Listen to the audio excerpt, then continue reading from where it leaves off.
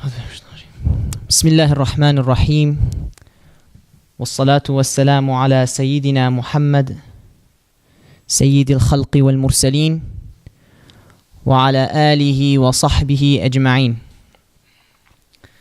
اللهم علمنا ما ينفعنا وانفعنا بما علمتنا وزدنا علما وهدى وتقا يا أرحم الراحمين.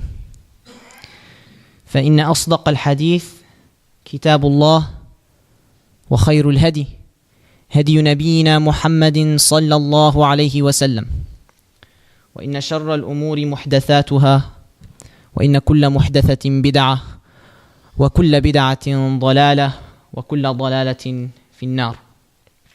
أما بعد. Before I start the lecture today, I would like to give my condemnations and condolences for the martyrs, the shuhada that were killed in the terrorist attack of New Zealand. It was quite a very unfortunate incident. May Allah subhanahu wa ta'ala protect us, protect our families and children. And we ask Allah subhanahu wa ta'ala for Him to accept them in Al-Firdaus Al-A'la. وَلَا تَحْسَبَنَّ الَّذِينَ قُتِلُوا فِي سَبِيلِ اللَّهِ أَمْوَاتٍ بَلْ أَحْيَاءٌ عِنْدَ رَبِّهِمْ يُرْزَقُونَ. So, inshallah, they are alive with Allah subhanahu wa ta'ala and in a very good state, inshallah. So, please keep them in your prayers and keep their families in your prayers. Inshallah, we are all one as a Muslim community and as a human beings. And inshallah, we give all of our support for the families, inshallah. Bismillah ar-Rahman ar-Rahim. So, today's lesson is the beginning of a huge journey. We're going to talk about Ibrahim عليه السلام, Ibrahim al-Khalil, the companion of Allah subhanahu wa ta'ala. And at this point, it's very critical, because at this point is the start and the initiation of how the world and how the order of the world is going to be composed and going to be structured. Let's go back a little bit in time. Last time we talked about Salih, right? Let's go before that. Hud alayhi salam. We said that Hud alayhi salam died in Hadramaut, which is, let me just move this away, which is over here, right? If you can see the cursor. Can you see it? Okay. So it's over here, Hadramaut. And he had two children. He had Qahtan and Faligh. Faligh with a ghain. Faligh. Some say Faligh, but Faligh is the most reported. So Qahtan remained in Hadramaut, where Hud alayhi salam was buried, Hadramaut. And Faligh moved to Mesopotamia. Mesopotamia, which is in modern day Iraq. And it's called Mesopotamia, which means Bilad al-Rafidain. Bilad al-Rafidain, which is the land between two rivers. The river of Dijla and Furat. So Faligh has lived in there, the son of Hud alayhi salam. Him and his descendants and whoever came with him and their descendants lived in those cities in Mesopotamia. And during that time, it was different, the world. It wasn't like how we know it today. You know, today, unfortunately, like, we keep saying nationals and like, what nationality are you? So based on that, people say Ibrahim is Iraqi, right? Because he was born in Babel, which is in Iraq. But Ibrahim was not Iraqi. There was no Iraq back then. Back then, the king of the world, Namrud, he was not even a Semite. He was a Hamite. He was Hami. And the world, the composition of the world, you had people spreading in Anatolia, Egypt, the Arabian Peninsula, Mesopotamia, Syria, India, Persia, those regions, those close regions to the original spot where Adam and Nuh were, which was in the Arabian Peninsula and Mesopotamia and Syria, they just spread around those areas that are close, and they were composed of nations that descend from Ham, Sam, and Japheth, not just a specific descendants. It was during that time where we had those spreading, where nations started formulating that they were the descendants of a certain ancestor, during the time of Ibrahim, after his birth, not before that. So when Ibrahim was born, the whole world was still an assembly of those people who are descendant from Nuh, not a specific ancestor. Now, Mesopotamia, especially Babylon, the city of Babylon was reconstructed, after the flood. And the descendant of Nuh, Cush bin Ham bin Nuh, he came into power. His family came to throne. And they became the rulers of Babylon. His son, they report Canaan, and some people say no, Namrud is the direct son of Cush. So Namrud would be called Namrud bin Canaan bin Cush bin Ham bin Nuh. Some people say no, he's Namrud bin Cush bin Ham bin Nuh. Either ways, he is a descendant of Ham. Namrud, he's also known as Zahak in Persian, or Al-Dhahhak in Arabic. And he is also known as Mardukh in the Babylonian language. And Mardukh is a very familiar name for those who read about the Babylonian mythology. Why is that? Let's see how everything connects. So we said that Namrud or Mardukh or Zahak, let's call him Namrud for the sake of the story, lived as the king of Babylon. In the mythologies, Anno, the Sumerian mythology, Anno, the god of light, the god of gods, this is what they say in the Sumerian mythology, he gave Mardukh the crown and power. And he called him Enlil. And he asked him to be the king on earth and the god of wind. It was reported that Namrud, he's a prince. Before he became a king, he was a prince in a very strong nation, Babylonia, and his father was the king. Iblis met with Namrud. Now, of course, Iblis did not show him his true form. He met with him as a human. And this is where Allah subhanahu wa ta'ala, this is the motto of our series. Allah subhanahu wa ta'ala said, Alam ahad ilaykum ya bani Adam alla ta'budu shaitan, right? Shaitan.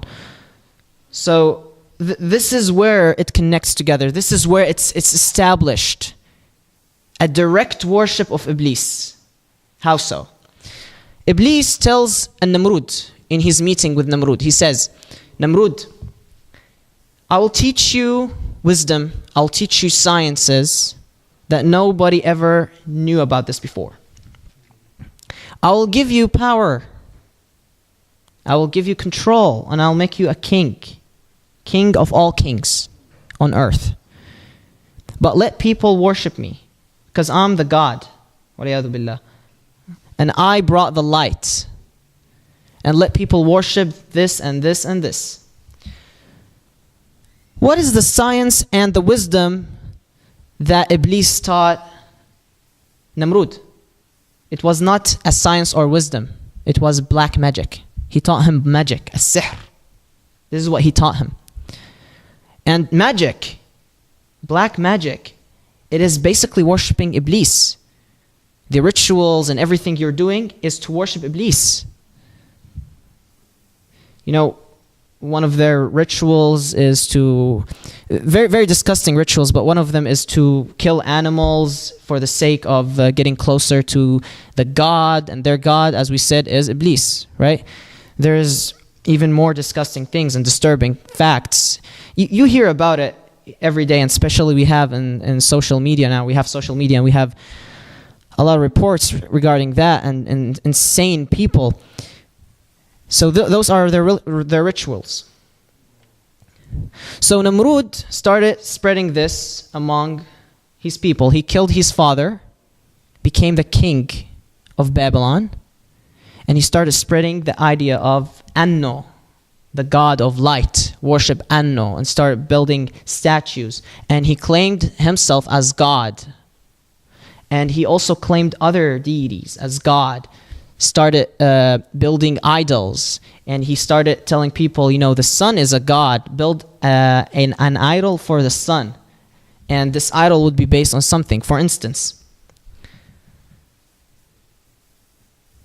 واتبعوا ما تتلو الشياطين على ملك سليمان وما كفر سليمان ولكن الشياطين كفروا يعلمون الناس السحر وما أنزل على الملكين ببابل هاروت وماروت وما يعلمان من أحد حتى يقولا إنما نحن فتنة فلا تكفر فيتعلمون منهما ما يفرقون به بين المرء وزوجه وما هم بضارين به من أحد إلا بإذن الله ويتعلمون ما يضرهم ولا ينفعهم ولقد علموا لمن اشتراه ما له في الآخرة من خلاق ولبئس ما شروا به أنفسهم لو كانوا يعلمون.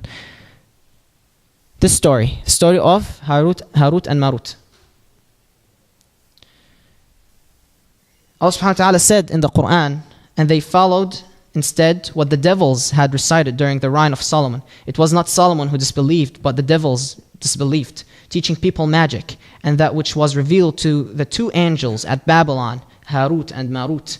But the two angels do not teach anyone unless they say, we are at trial, do not disbelieve by practicing magic. And yet, they learn from them that by which they cause separation between a man and his wife, but they do not harm anyone through it except by permission of Allah.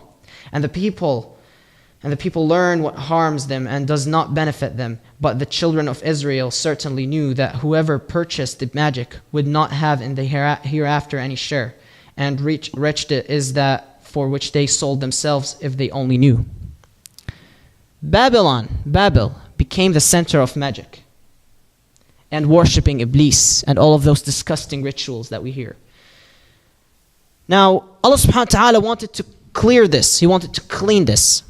So he sent Harut and Marut. Now, many variations of the story. Some say that Harut and Marut were two angels who said, oh Allah, you created those humans. Look how they're not worshipping you. Now they're worshipping Iblis. They're killing each other. They're doing injustice and ungood. And so Allah subhanahu wa ta'ala said that if you were like them, you would have done probably worse. So Harut and Marut said, no, we're angels, we're going to worship you. So Allah subhanahu wa ta'ala said, I'm going to let you descend into earth in the form of humans, and I will give you the choice of humans, between right and wrong. And let's see how you do. Now that's a variation. Another variation is Allah subhanahu wa ta'ala just sent them for teaching people. But either ways, they taught people. Inshallah. Okay, so inshallah we're going to continue after the adhan, inshallah.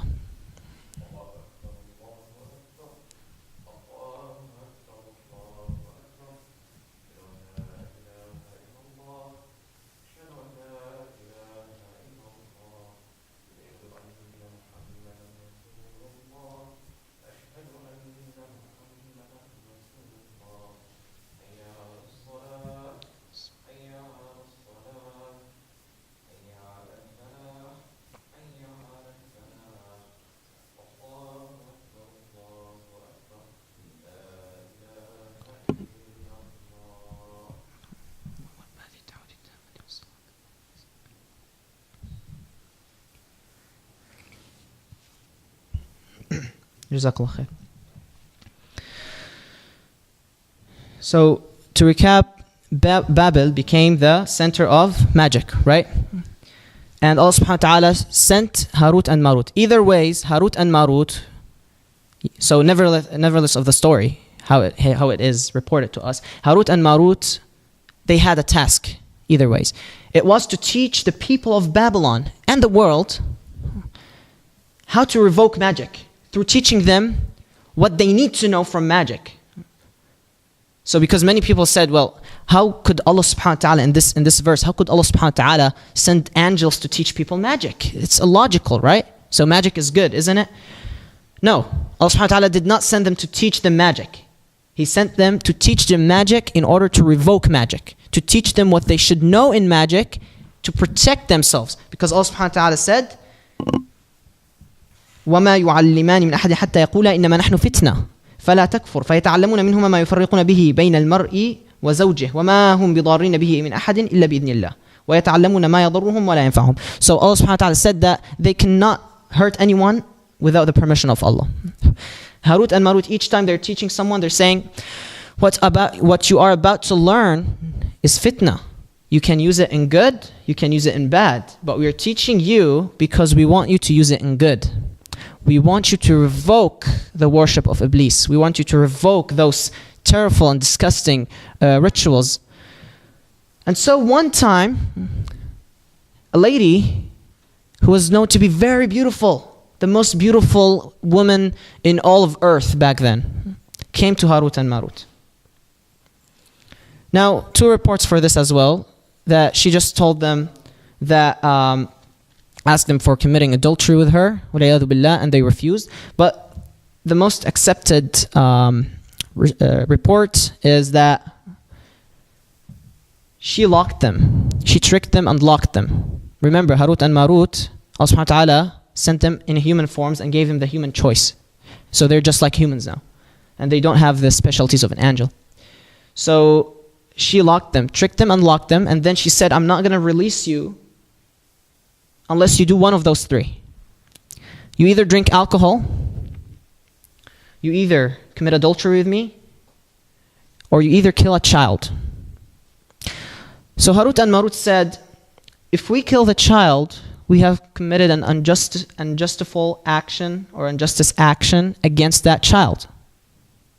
And if we have committed adultery with you, we have committed an injustice act against you. However, if we drink alcohol, the only injustice act we're doing is against ourselves. So they did not want to spread injustice. So they decided to just be injustice against their own selves. So they drank alcohol. Now, alcohol in Arabic, we call it Khaba'ith, the mother of everything bad. So they drank alcohol, they got drunk. Why is it the mother of everything bad? Because once they got drunk, they committed adultery with her, and they killed the child. So they have done everything that they should not do. They have committed every single haram and forbidden. So they did the injustice in all ways. Now, Allah subhanahu wa ta'ala became so mad with this lady. He became so angry with her. So he turned her into a planet. That planet, we call it today Venus, Az-Zuhra. Now, in the Babylonian mythologies, there is a goddess, her name is Ishtar or Inanna, which her name means the Queen of Heavens. And her symbol is the star of Venus. And when they used to worship her, the Sumerians, now I'm speaking in an archaeological language. I'm not speaking from a religious perspective. This is what even atheists say. People, Sumerians, when they wanted to worship her, her idol would be placed in a way that would be parallel to Venus when they see it on the sky. Venus is the most bright star or planet you could ever see in your bare eye, your naked eye, without a telescope. And so they would worship her through Venus. All right? Ishtar or Inanna is the goddess in the Sumerian mythology, is the goddess of fertility and love. Her name is also Aphrodite in Greek. Her name is also Venus in Roman. Her name is also Isis in the Egyptian mythology. Now, where am I going with all of this? Iblis told Namrud to spread the worship of Iblis, right? Now Namrud started his campaign to conquer the known world back then, and he succeeded. He conquered the known world, and he became the king of all regions. The Prophet ﷺ said that there were 4 kings that ruled over the world. 2 were believers and 2 were disbelievers. The 2 believers were Sulaiman and Dhul Qarnayn. The 2 disbelievers were Nabuchodonosor and Namrud. If you look at the Egyptian mythologies, the Greek mythologies, the Roman mythologies, you're going to find the exact same incidents and actions and names and the names, if they're different, it's just because of the difference of language. For instance, the Sumerian mythology says that the world was empty. There was chaos, and then there was water, and the water had a child, a god child, who separated heavens from earth, and so on. In the Greek mythology, the world was empty, there was nothing but chaos. Chaos had a child, the child separated heavens and earth. In the Egyptian mythology, the world was empty, there was Ra. Ra had a child, he separated heavens and earth. This is what the Namrud did. He spread the worship of Iblis. And this is why you find the Egyptian mythology so similar to the Greek mythology, so similar to the Sumerian mythology. They're worshipping the same figures. And it was a chaos, an absolute chaos in the world. No one was worshipping Allah. And it's a big thing now. They're worshipping Iblis directly. Before, they used to worship like the good people, and like the people, the scholars, and then they would make idols. This is what we said, right? They make idols and then they worship them. Now they're worshipping Iblis directly, and whoever from Iblis's partners, and whoever was bad, like Ishtar, And so Allah subhanahu wa ta'ala became very, very unsatisfied and unpleasant and very angry with the people. Now one day, Namrud, he ruled all over the world, right? This did not satisfy his needs. He became so obsessed with power. And this is where it comes, the word Namrud. First, Allah subhanahu wa ta'ala gives him power. It's not Iblis who gave him power. It's Allah subhanahu wa ta'ala who gave him power. Allah subhanahu wa ta'ala gave him power, and He allowed him to rule over the world. He was ungrateful to Allah. Namrud comes from al-juhud in Arabic, to be ungrateful. Not just this. It is also reported that Namrud turned against Iblis, because Iblis said that, worship me, and I'll make people worship you, and people will worship other things and figures, make idols for me, and this is where everything and all this corruption started spreading. He taught him corruption. So he became more corrupt. So he built the Tower of Babylon, Burj Babel. And he said, I want to conquer heavens and become not just the king of earth, also the king of heavens. And he said, I'm the only God. Don't worship Anno anymore, or Iblis. And just a quick note, in Christianity, Iblis is called Lucifer, which has the same meaning as Anno, light. Because Iblis claims to Namrud that he is light in order to corrupt people. And he is all darkness, he's not really light. So he built the Tower of Babel. The Tower of Babel, or the Tower of Babylon, in order to reach its top, you had to walk for a year. A whole year to reach its top. This is how tall it was. And he made it its palace, Namrud. Now one time he was sleeping, and he saw a very terrifying dream. He woke up, and then he asked the people to interpret the dream for him. The interpreters said, there is a man, he's going to be born in your kingdom, we don't exactly know where, and he is going to be the reason that you're going to lose all of your crown and your kingdom and everything. Namrud was the first king to have a crown in history.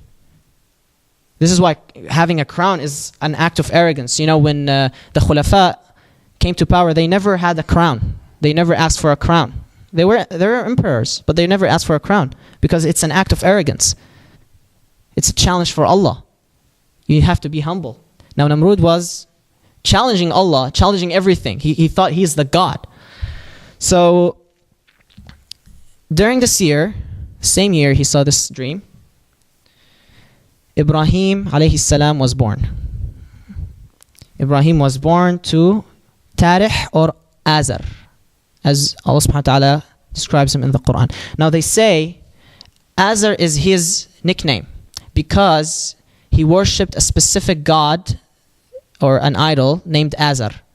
Some say Azar comes from Azar al-Qawm, that he supported his people. And this is why Allah subhanahu wa ta'ala calls him Azar, because he supported the people of Ibrahim against Ibrahim.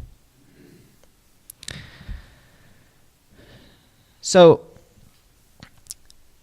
the mother of Ibrahim, her name is Amelia or Buna. This is what they reported, Amelia or Buna. She was terrified that she would lose her child, Ibrahim. He would be killed. So Allah subhanahu wa ta'ala, he Alhamha came from revelation, but he did not send Jibreel or anything. She's not like Maryam alayhi salam. But you know, when you have this thought or feeling that you have to do something and you think it's the right thing to do, the right decision, this is what happened to her. And it was given to her by Allah subhanahu wa ta'ala indirectly. So she went to the city of Ur. So Ibrahim was born in Babel. She went to the city of Ur. Ur is a city in southern Iraq today, near the city of Basra. So she went to Ur, raised him there. Ibrahim, when he was raised there, he would see people worshipping, those idols and then worshipping the planets. Till this day, in Damascus city, there are around a couple of doors, Bab Tuma, Bab Zghir, all of these doors that we call. And you can see the carving of symbols that represent the planets people used to worship through the idols. There was temples in each of these doors, and they would worship the idols and the planets. So for Ibrahim, this was very illogical. Like, why would you worship something that cannot speak to you? And this is very illogical. Does not make sense. I'm not going to worship these idols. So Ibrahim alayhi salam refused and rejected the religion of his people from a very young age. So Allah subhanahu wa ta'ala says about this, وَلَقَدْ آتَيْنَا إِبْرَاهِيمَ رُشْدَهُ مِنْ قَبْلُ وَكُنَّا بِهِ عَالِمِينَ. We have gave him wisdom. We have mentored him.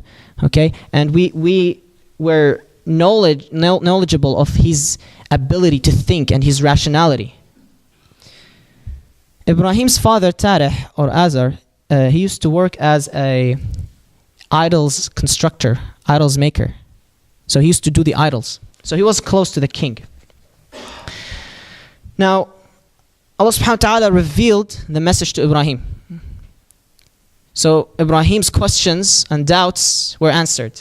And he was correct. This is what turned out. Yes, the idols are wrong. Allah subhanahu wa ta'ala told him to worship me and preach for people to worship him, to worship Allah subhanahu wa ta'ala. So he went to the closest people that he knew. He went to his father and his family. So let's identify Ibrahim and Ibrahim's family before we move forward.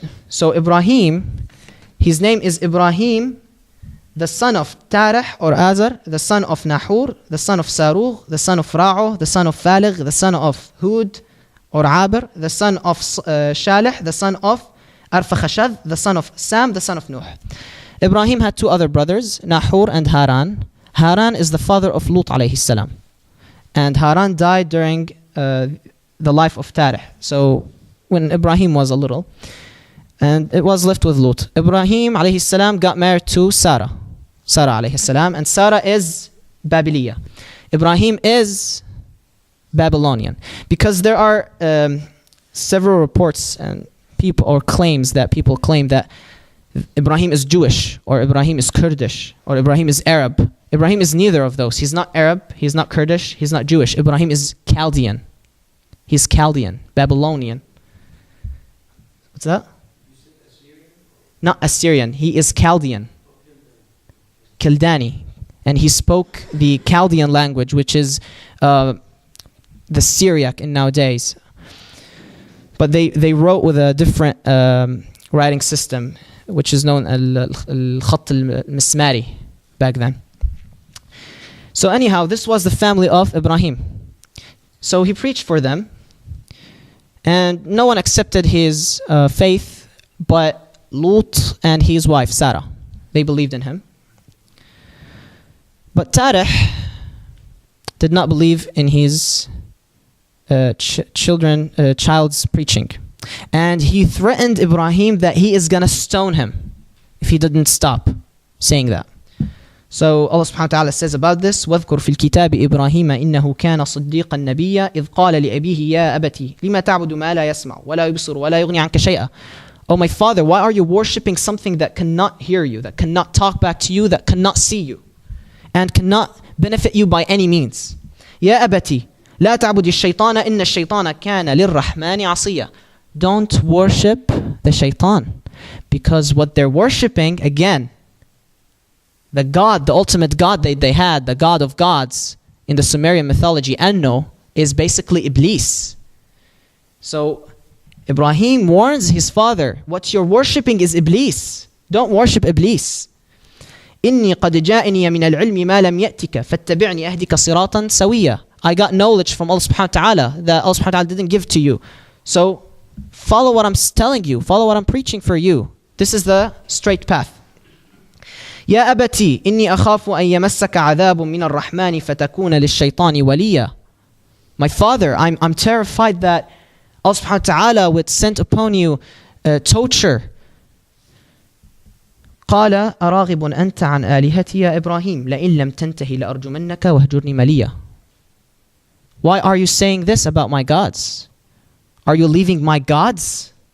If you don't stop, I am going to stone you. And isolate yourself. Leave us alone. We don't want your preaching. قال سلام عليك سأستغفر لك ربي إنه كان بي حفيا. So his father responded with violence, threatening. But Ibrahim عليه السلام, and this should be the character of every Muslim, he responded with peace. He told him, peace to you. سلام عليك. I will give you peace. I will ask Allah subhanahu wa ta'ala for your forgiveness.